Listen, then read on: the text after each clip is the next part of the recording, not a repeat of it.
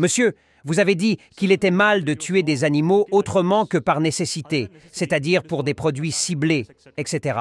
Aujourd'hui, un homme peut vivre confortablement et sainement en étant végétarien. Alors, pensez-vous qu'il est mal de tuer des animaux juste pour satisfaire nos papilles gustatives? Frère Prasad a posé une très bonne question, très pertinente par rapport au sujet. Lorsque j'ai dit qu'il ne fallait pas tuer d'animaux, leur création de vie, à moins de vouloir les manger, on ne peut pas s'entraîner au tir. Alors, pourquoi les musulmans tuent-ils les animaux? D'après lui, on peut mener une vie saine en tant qu'étudiant du MBB. Alors, pourquoi tuer les animaux uniquement pour leurs papilles gustatives? Frère, premier point. Un musulman peut être un très bon musulman, même en étant purement végétarien. Aucun verset du Coran ou des hadiths ne dit que vous devez obligatoirement manger du non-végétal ou de la chair. On peut être un très bon musulman en étant purement végétarien. Mais Allah subhanahu wa ta'ala dit dans le Coran, dans la sourate Maïda, chapitre 5, verset 1.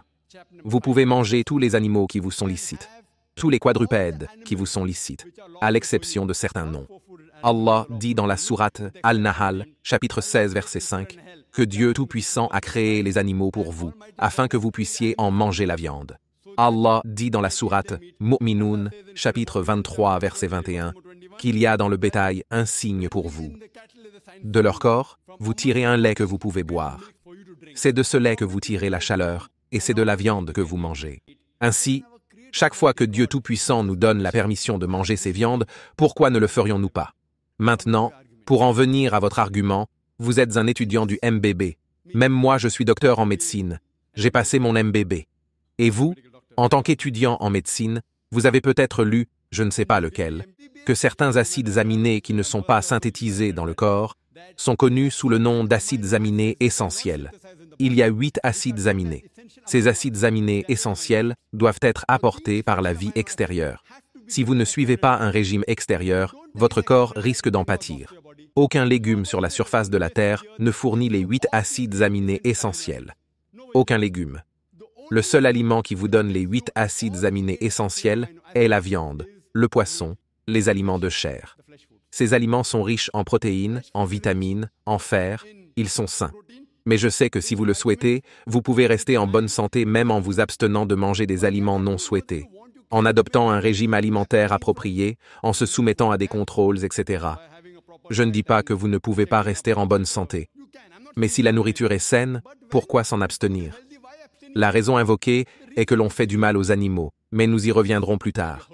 Si vous analysez la dentition des animaux herbivores, la vache, la chèvre, le mouton, vous constaterez qu'il s'agit d'une dentition plate. Ils ne mangent que des légumes. Ils ne toucheront jamais la chair, jamais. Si vous analysez la dentition des animaux carnivores, le tigre, le léopard, le lion ont des canines. Ils ont des dents pointues. Elles ne touchent que la chair. Ils ne touchent jamais l'herbe. Si vous analysez les dents des êtres humains, si vous vous regardez dans le miroir, si je me regarde dans le miroir, je constate que Dieu Tout-Puissant nous a donné des dents plates et des dents pointues.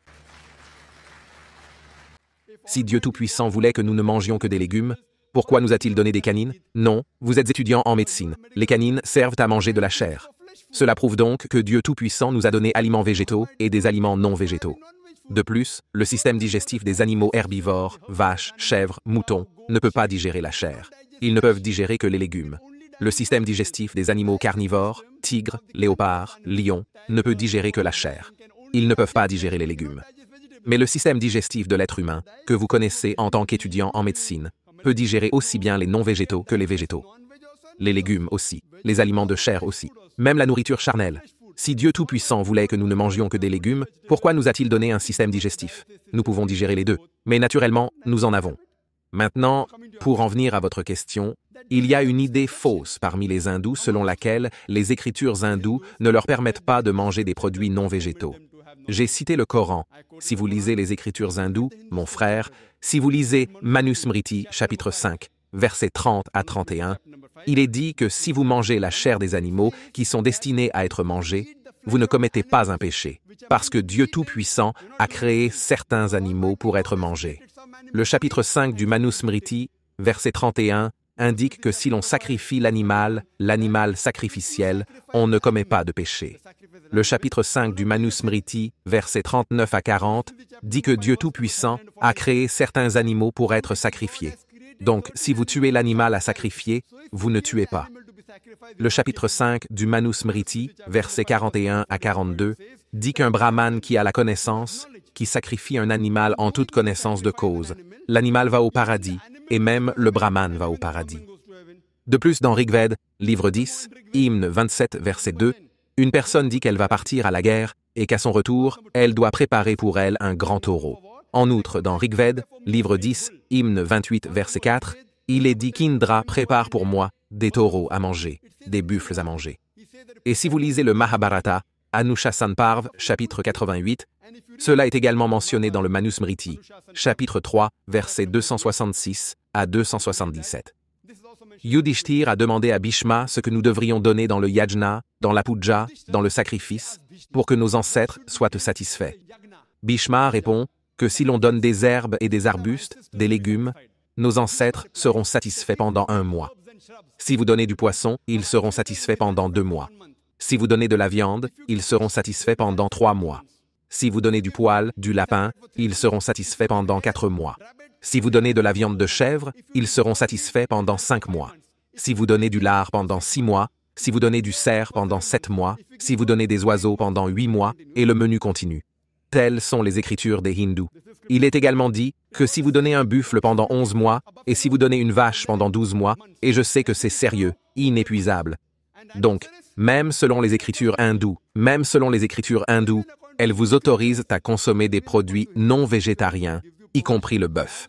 Je ne dis pas cela. Toutes les références sont là. Vous pouvez vérifier.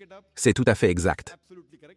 Pour en venir à l'aspect logique de la question, pourquoi les êtres humains doivent-ils faire du mal aux animaux alors qu'ils peuvent vivre sans manger de viande de bœuf? La raison donnée par les gens est que tuer un animal est un grand péché, et que tuer une plante est un moindre péché parce que les plantes n'ont pas de vie. C'était la logique. Auparavant, les hindous, les sages et les santas mangèrent du bœuf.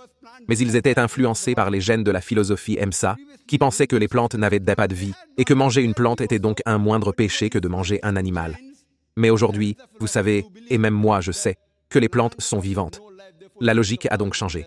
Ils disent, d'accord, les frères sont ici. Nous sommes d'accord que les plantes ont la vie. Mais les plantes ne peuvent pas ressentir la douleur. Par conséquent, tuer une plante est un moindre péché que de tuer un animal. Aujourd'hui, la science a progressé, et on sait que même les plantes peuvent ressentir la douleur. Les plantes ont un autre système. Elles peuvent ressentir la douleur, elles peuvent même pleurer, elles peuvent même être heureuses, elles peuvent même être tristes. Mais le cri de la plante ne peut pas être entendu par les êtres humains parce que les êtres humains ne peuvent entendre qu'entre une fréquence de 20 cycles par seconde et 20 000 cycles par seconde. Tout ce qui est inférieur ou supérieur est inaudible.